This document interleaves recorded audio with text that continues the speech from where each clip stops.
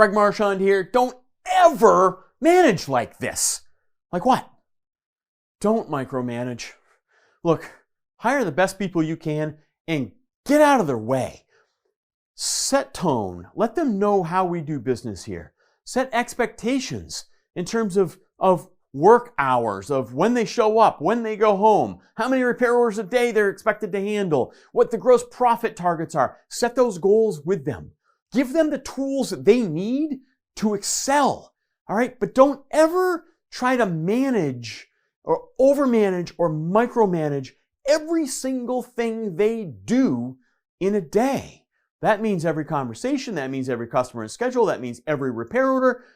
That means hire the best people you can, give them the direction, set the goals with them, remind them every day. Just ask them every day, hey, how are we compared to that goal? Where are we going here? And then leave them alone to do what they know how to do. All right? No more micromanaging. It's hard to learn. I get it.